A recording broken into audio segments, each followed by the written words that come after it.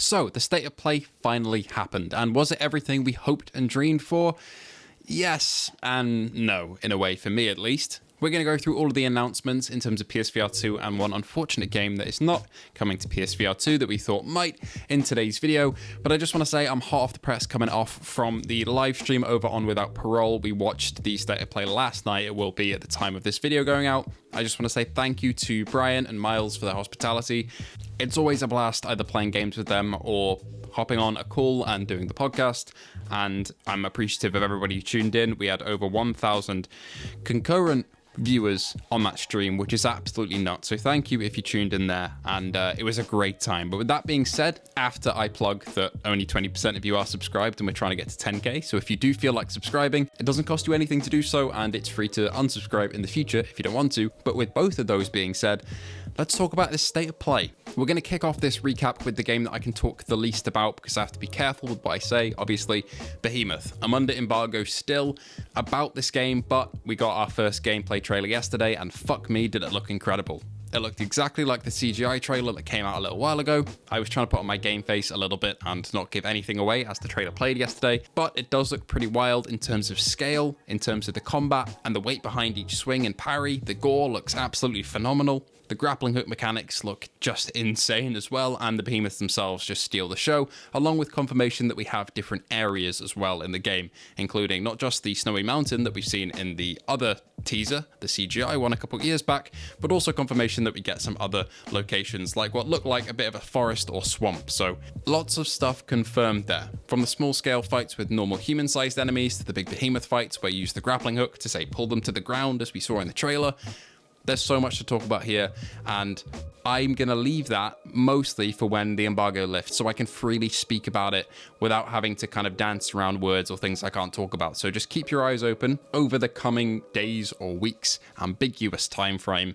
There will be stuff coming out about Behemoth. It'll all be at once, probably with the embargo lifting worldwide. But yeah, keep a lookout for that. We also got our first look at gameplay of the Alien VR game, and to be honest, in terms of art style, this looks like everything I've ever wanted out of an Alien VR game. It's got the retro tech future look about it, just like Alien Isolation, the return of the motion tracker, which I hope uses all the bells and whistles on the PSVR 2, like the haptics for when motion is going off and the beeping's getting faster and faster. Imagine feeling that in the controller now that that's confirmed being in the game. Very, very cool. The iconic assault rifle from the films, and it seems to be that this game is confirmed as a shooter, as it is on the PS blog post, described as a horror shooter, basically. Rather than survival horror like Isolation was a little bit more, it seems like you're going to be gun-toting throughout this entire adventure, even though it is very horror-focused, as we can see from the gameplay trailer, with the xenomorphs on the ceiling, attacking you in their classic punching a hole through your face sort of style, and also facehuggers are confirmed to be in the game. Hopefully, as we talked about on the podcast last night, they use the haptics for the facehuggers too. That would be really freaky, having them jump in your face and you've got to tear them off while those head haptics are going off. But all in all, the game looks phenomenal, which we expected it to since it's in Unreal Engine 5. This brings me to my one complaint about it, is that the total amount of gameplay we got in that trailer was 16 seconds. It has been many years since this game was announced, and a couple months since it was formally announced, and our first look at it had only a couple seconds of gameplay, really, but that gameplay did look really, really good. So I am on the positive side of this. I'm not too concerned, even though Survios over the last couple of years maybe haven't put out S-tier VR games. They put a lot of effort and time and money into this one, and visually at least it's right on the mark. So hopefully the gameplay, the story, the sound, everything comes together to make this one really hit the mark on PSVR 2 especially, and I'm really, really excited for it. Also considering the fact that it is a single player narrative game, which is exactly what I wanted it to be.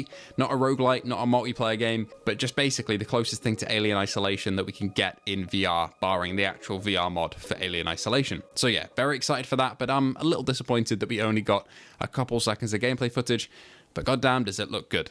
And finally, the big unfortunate news: no PSVR 2 for ASTROBOT. As the leakers predicted, ASTROBOT arrives September 6th on PS5 only. No PSVR 2, which is really, really sad. We had a long chat about this on Gamescast last night as we watched, and It essentially boiled down to not really understanding why, because the game in scale is very, very similar to Rescue Mission. There's no massive open world mechanics, as far as we can see anyway, that would hinder it from being a VR game. There seems to be no controller tracking at all, only gyroscopic tracking, so no positioning tracking for the DualSense that you're primarily using, so that wouldn't need to be tracked for a VR port either. And as Miles pointed out last night, a lot of the bosses and the enemies are straight ripped from Rescue Mission. It seems like this is taking the best bits of Rescue Mission and pushing it in a brand new casing towards the PS5 audience on the flat screen. But as the PlayStation blog shows, there's a lot of demand for this on PSVR2, as a lot of people are commenting currently asking for a PSVR2 port, and I am one of those. Of course, there's a low chance that we as a community can get something changed in terms of getting this on PSVR2, but if it is possible, we might as well give it a go, try and get our voices heard, because ASTROBOT, especially with how good this ASTROBOT game looks, would be amazing on PSVR2. But unfortunately, it seems it's not to be, even though one of the levels has Astro wearing a PSVR2 headset and holding the Sense controllers, which is just so